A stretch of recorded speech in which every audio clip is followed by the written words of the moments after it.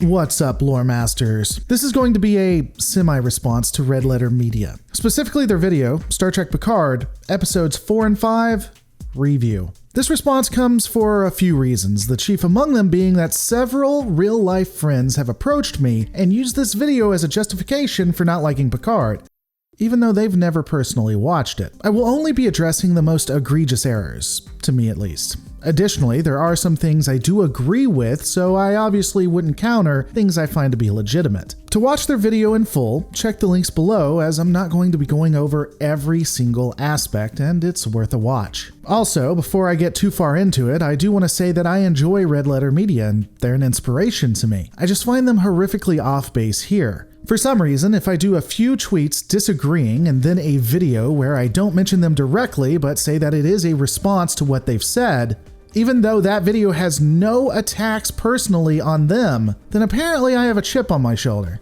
I mean, just God bless you, current year tribalism. God bless you. So, Rich, do you remember when Star Trek used to have singular individual episodes with a beginning, a middle, and an end? I remember when Welcome to Star Trek Review, Star Trek Picard. And so Picard, it's been a while since we've seen Picard. How much is fair character development? Because you did get the end of All Good Things, where he does, in fact, join the poker game for the first time ever. He is capable of change. Can we say that it's legitimate character growth that he's okay with children now? Is there any way we can justify that? By that logic, you're saying that Harvey Weinstein can no longer be a rapist, right? Now he loves supporting women's causes and championing women's rights. What the fuck? How did we get here? To be fair, though, if you're going to have a character growth for Picard where he is okay with children now, when did that happen? We should see that or have a hint of it, maybe? I don't know. You're right. It seems very weird that suddenly he loves this child more than anything in the whole world when normally he hates children. It's very weird. Well, the humanitarian philanthropist, whatever Picard is weird too. Like the activist Picard, right? Because that's essentially what he became in his senior years, was trying to save the Romulans, right? Yeah. Solely him. So I don't know that I even need to explain how it is nowhere near apples to apples to compare Picard's stance on children to that of Weinstein. Additionally, it is possible that the man who is a convicted rapist might advocate women's rights after learning the error of his ways. So too would a man who didn't like children actually like them after a time. Additionally, we are not seeing Picard as only an activist. During the scenes shown by Red Letter Media, as well as what actually occurs in the show, we know that Picard is an admiral at this time. He beams down from his Starfleet vessel to check on a settlement that has been set up. I agree. It's very odd that he has a focus on the kid. You'd think he has more to do, but he is quite clearly on official business. Additionally, with very rare and extreme exceptions, Picard has generally always pushed for the rights of other peoples, putting himself and his crew on the line to defend them. I do know there are a few episodes that he goes full stupid, but that's a rarity. Now, there is an argument that I have personally used to criticize the show when it comes to 7 of 9. The argument is ultimately we don't see Picard becoming alright and even enjoying his interactions with children. This type of criticism will be a running theme for Red Letter Media, by the by. While I do think that there are certain aspects that need to be shown and not told, again, like 7 of 9's fall from grace and becoming a murderer, I don't know that it has to be every little thing. While not liking children is an aspect of Picard, it's not necessarily a defining trait. Arguably, he even overcomes it to some degree in TNG. So his shift, in my opinion, is shown fine in the scenes we see. We don't have to see him tormented about children, holding a basketball and crying in the shower. We can just show this change has already happened. On top of that, even they bring up how Picard changed at the end of the series and let people in. Unfortunately, I don't think it makes much sense to apply this criticism to Picard liking children. Picard's love or hatred of children seems like a very minor province in the makeup of the show's entirety. Fly those spaceships, right? So there were other people that probably cared, but they didn't, show them. Yeah. But as far as like top brass goes, it wasn't like, Picard and 10 other retired admirals and captains, and just you'd have a coalition of people, of top brass, of distinguished people, dignitaries, ambassadors. Where's Spock? Because Spock was about reunification, remember? Clearly Leonard Nimoy's dead, and you can have a minute, but the point is that you would have a whole group of people trying to help Picard. Probably Spock more than anyone. Sure. The problem is, Spock went missing. Remember, what happened in Star Trek's Into Darkness did somewhat happen in continuity, in the Prime Timeline, whatever you want to call it. We see Romulus destroyed, and Spock trying to stop that. He then disappears.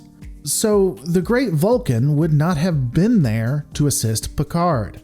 For that matter, we have no idea who or what the coalition was to support the Romulans. We do know that there was a lot of resistance, true, but it's more speculation to say that it was just Picard standing by himself. Indeed, my interpretation is that you had two factions warring within the Federation Council, many of them behind Picard, but a large majority against it. The coalition, not wanting to help the Romulans, was made up of people with legitimate concerns as well as racists. But I don't think neither myself nor Red Letter Media can say with certainty what happened. And I'm not sure that it's a vital aspect of the story, to be honest, though I could see the argument that it may be.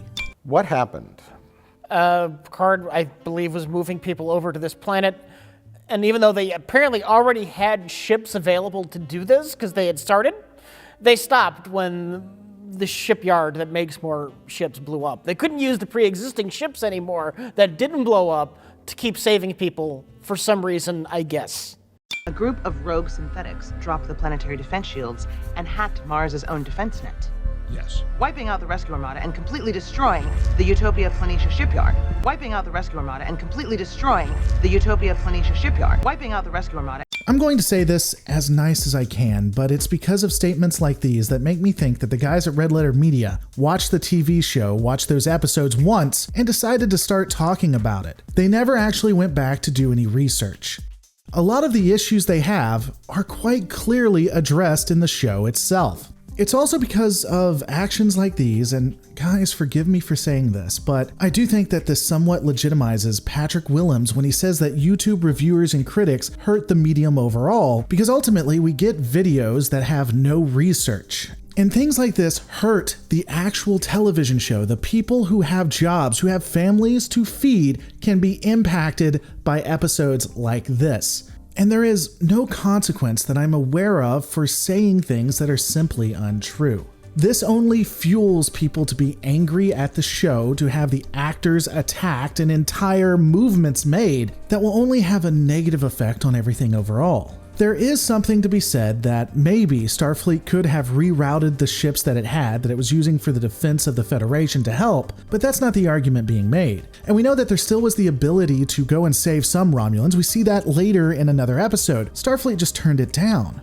Again, I love RLM. I think they do great work generally, but this was just cringeworthy. When they go to when the androids, the synths, right? Yes. I'm still fuzzy on this.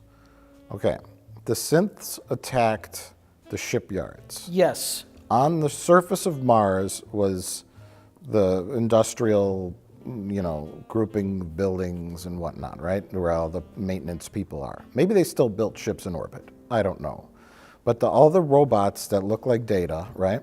That one went nuts, reprogrammed and disabled the shield grid and started murdering people with a phaser, right? Yes. And then presumably the other androids also went nuts? Presumably they all did, but I don't know. Now, the ships that were flying in space and shooting lasers, were those also androids that look like the bald ones on the planet? Or are these mysterious synths that we have not seen yet? I don't know. That's not a good answer. I'm sorry, I don't know. We just know that the robots went nuts and blew up Mars. But where did these other robots come from? The ones that were flying spaceships? They probably also work in Mars, building ships, normally, when they're not But they had like reprogrammed to go attack nuts. fighters that were shooting lasers.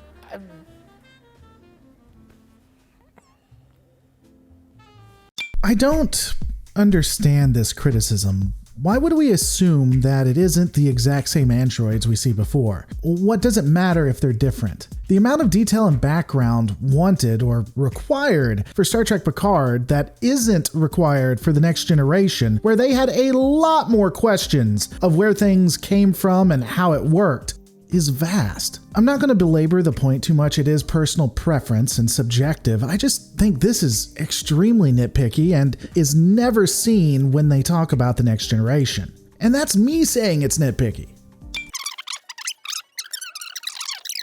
And then the synths attacking the Federation shipyards Yes. had what to do with the Romulan relocation? Presumably nothing other than they were building ships to relocate Romulans. But the Federation is not building ships to move Romulans. Were they? I have to assume they were. Okay, but they already said no to the relocation at that point. No, I think at that point they were going ahead with it, but then when Mars blew up, they decided to stop trying. The Federation gave up on Because the people. Romulans had what to do with... Nothing. Okay, because Romulans hate robots. Yeah, but nobody knows this yet. If the Romulans loved robots and they could put a fingerprint from the synth attack and trace it back to Romulans, then I could see them stopping the relocation project. But it seems like an unrelated incident. Yes. I, honest to God, have no idea why this is so confusing. I don't really think the plot is all that complicated. We get a very clear picture through dialogue and scenes that occurred. With the knowledge of the Romulan supernova that's on the way, Romulus reaches out to the Federation for help. The Federation has an internal struggle with many not wanting to help one of their oldest enemies. A coalition that is created by Picard convinces the Council to help. A massive fleet is constructed at Utopia Planitia and then destroyed due to the synthetic attack. The coalition against saving the Romulans used this tragedy to sweep power over the Council and stop Starfleet from helping those in need. The Romulans had nothing to do with it. Now in the background, we know it is the Zhat Vash. However, at that point, they didn't know that. I even think that if I had someone watch the first 4 episodes and then not watch Picard for 6 months, they could still relate this very easy plot. But again, I study this stuff daily, so maybe for the average person, it wasn't as clear. Definitely let me know in the comments.